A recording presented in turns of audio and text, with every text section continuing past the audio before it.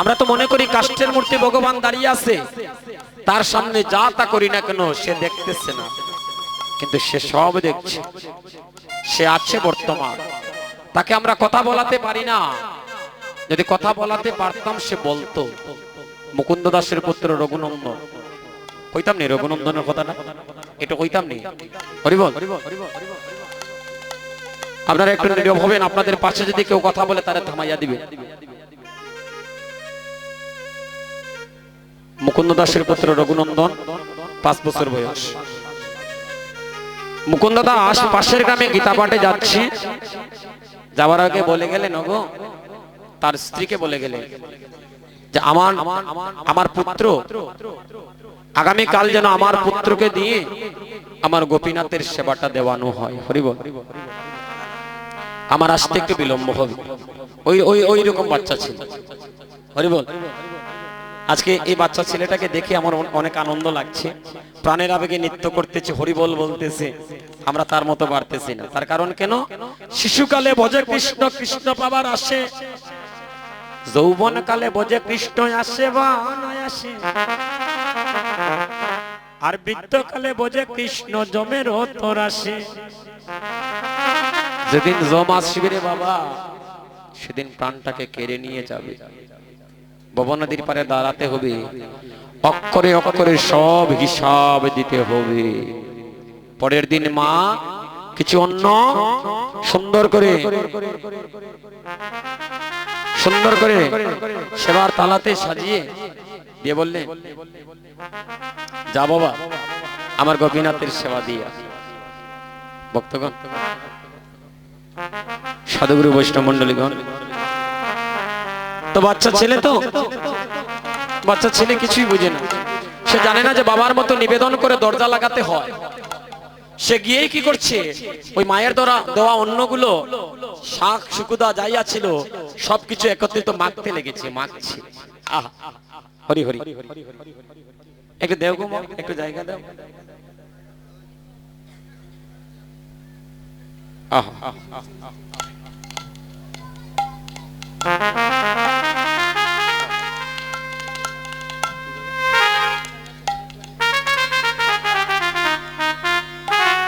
তো ভক্তগণ, সাধুগুরু বৈষ্ণব মন্ডলীগণ, সাধুজন, বাচ্চা ছেলে কি করছে জানেন? ওই ঠাকুর করে প্রবেশ করে সমস্ত অন্ন মাখতে লেগেছে, মাখছে। মেখে একটা গ্রাস কাষ্ঠের মূর্তি ভগবানের সামনে হাত তুলে, এই গোবিন্দ খাও খাও, এই গোপীনাথ খাও। ভগবানকে দমক দেয়, খাও। কি সাহস! আমাদের ভগবানকে দমক দিচ্ছি। ও বাবা দিলে খাবার, আমি দিলে খাবে না। আমার মা আমাকে না মারলে আমি খাই না।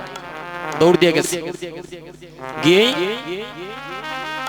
একটা লাঠি হাতে নিয়েছি, ওই আজকে তোমার মারতে মারতে খাওয়াই। আমার মা আমারে মারতে মারতে খাওয়ায়, যদি না খাও রে বাবা তোমারে দৌড়াইমু। ভক্তগণ, কঞ্চি হাতে নিয়ে বলছে, গোপীনাথ হা করো নইলে মেরে ফেলবো। যখনই মারতে গিয়েছে, কাষ্ঠের মূর্তি ভগবান ভাবলো রে বাবা আর বাকি নাই, 2-4টা বসাই দিব। ভক্তের প্রেমের কাছে ডুবে গিয়ে কাষ্ঠের মূর্তি ভগবান হা করে সেবা করলেন। সবাই বলুন হাত তুলে হরিবল। কাষ্ঠের মূর্তি ভগবান যখন হা করে সেবা করলেন, মা বলছেন, অরঘু প্রসাদ কই? প্রসাদ কই রে বাবা? মাগো, গোপীনাথ একটা প্রসাদ রাখে নাই, মা আমার হাতে সব প্রসাদ খেয়েছে। এই দুষ্ট ছেলে কে বিশ্বাস করবে? করবে? ভগবান খেয়েছে? করবে দাদা? না, কেউ করবে না বিশ্বাস। এই দুষ্ট ছেলে, তুই নিজে খেয়ে বলছিস গোপীনাথ খেয়েছে, বল তুই কি করেছিস, বল বল। বলে মা, এবার রঘুনন্দন কাঁদছে, বলছে মা বিশ্বাস করো মা, আমি নিজের হাতে একটা গ্রাস করে গোপীনাথকে সেবা করলাম। মহা, তোমার ভগবান কেমন ভগবান গো, সে খাইলো আর তুমি বিশ্বাস করো না। রঘুনন্দন কাঁদছে, বাবা বাড়িতে এসে জিজ্ঞাসা করলে রঘু কাঁদছে কেন? আমি তোমার রঘুকে বকেছি। তার কারণ কি? বলে দাদা হাতে দিয়ে দিন, হাতে দিয়ে দিন। আমি তোমার রঘুকে বকেছি কারণ তাকে দিয়ে দিলাম অন্নপ্রসাদ গোপীনাথকে সেবা দেওয়ার জন্য, সে নিজে খেয়ে ফেলেছে। খেয়ে এসে বলছি গোপীনাথ নাকি খেয়েছে। আমার ছেলে বলছে আমি দেখতে চাই আমার ছেলে কেমন করে গোপীনাথের সেবা দেয়। তুমি আগামীকাল আবার পাঠাও আমার রঘুনন্দনকে গোপীনাথের মন্দিরে, আর আমি আড়াল থেকে দেখবো আমার ছেলে কেমন করে ভগবানের সেবা দেয়। এবার মা কয়টা নাড়ু বানিয়ে দিলেন, যা রে রঘু যা যা গোপীনাথকে সেবা দিয়ে। ওই নাড়ুর পাত্রটা নিয়ে গোপীনাথের মন্দিরে প্রবেশ করছে। রঘুনন্দনের নয়ন দিয়ে কৃষ্ণ প্রেমের বাড়ি জোর জোর করে চড়তেছে। রঘুনন্দনে কেঁদে কেঁদে বলে গোপীনাথ হে, গোপীনাথ হে, তুমি কেমন ভগবান? তুমি যে কালকে আমার হাতে সেবা করলে, আমার মাও বিশ্বাস করে না, আমার বাবাও বিশ্বাস করে না। তুমি যে খাও প্রভু, কেউ তো বিশ্বাস করে না। তুমি আজকে যদি আমার হাতে সেবা না করো, তোমার ভক্তের নামের পেছনে কলঙ্কের দাগে লেগে যাবে। একটা নাড়ু হাতে নিয়ে নয়নের জলে মুখ বসিয়ে কেঁদে কেঁদে বলছে গোপীনাথ, ও গোপীনাথ নাড়ু খা। গোপীনাথ বল হরি বল, ও গোপীনাথ নাড়ু খা, ও গোপীনাথ নাড়ু খা, ও গোপীনাথ নাড়ু নাড়ু খা, গোপীনাথ নাড়ু খা, ও গোপীনাথ নাড়ু খা, ও গোপীনাথ নাড়ু খা। ভক্ত যখন ভক্তি পাবে ভগবানকে কিছু দেয়, ভক্ত যদি লুকিয়েও রাখে ভগবান সেই বস্তুটাকে কেড়ে নিয়ে খায়। রঘুনন্দন যখন নয়নের জলে বুক ভাসিয়ে নাড়ুটা বাড়িয়ে দিয়েছে, গোপীনাথ রঘুনন্দনের হাত থেকে নিয়ে এসে ওই নাড়ু খেতে লাগলেন। বললেন রঘুনাথ নাড়ু, রঘুনাথ নাড়ু,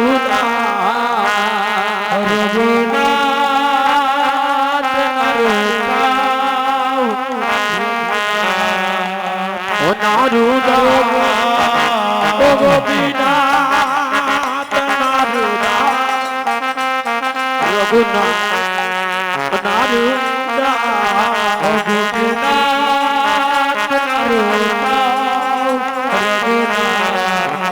নাড়ু, ভগবান যখন সেবা করছে, বাবা দৌড় দিয়ে ঢুকেছে ঠাকুর ঘরে। বাবা প্রবেশ করা মাত্র সেবাটা বন্ধ হয়ে গেল। বাবা সব বুঝতে পারলেন যে ভক্তি আমার ছেলের মাঝে আছে। যে ছেলে ভগবানের বদনে খাবার তুলে ধরে খাওয়াতে পারে, ওই ছেলে সামান্য নয়। নিজে পিতা হয়ে 5 বছরের ছেলের 2 চরণ জড়িয়ে ধরে বললেন, রঘু রে, ও রঘু, রঘু রে, যেদিন আমার মানব লীলা সাঙ্গ হয়ে যাবে রে, যেদিন আমার গনার দিন ফুরিয়ে যাবে, যেদিন 4 জনে কাঁধে করে জন্মের মতো শোষণ ঘটে নিয়ে যাবে, আরে ও রঘু, সেই দিন আমার গোপীনাথকে তুই জানিয়ে দিস। কারণ প্রভু তো তোর কথা শুনে আমি সারাটা জন্ম যার সেবা করলাম, একদিনও যে আমার হাতে সেবা করলো না, সে যেন আমার মরণ কালে দেখা দে রে, মরণ কালে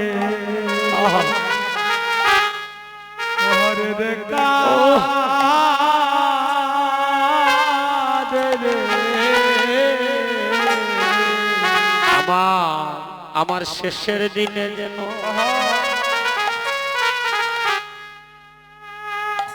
আমায় দেখা দে রে আমার শেষের দিনে ওই আমায় দেখা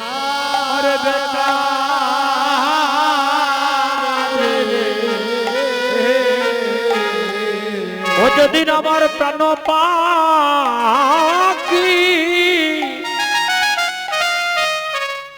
পাখি উড়িয়া যাবে রে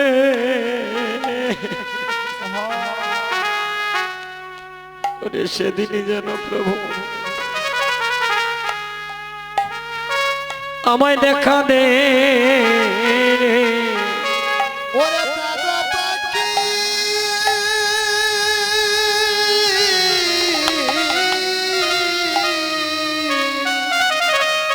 ওরে দাদা পাখি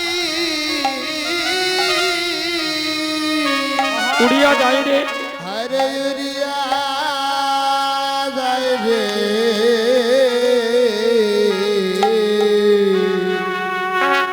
আরে সেদিন যেন আমায় দেখা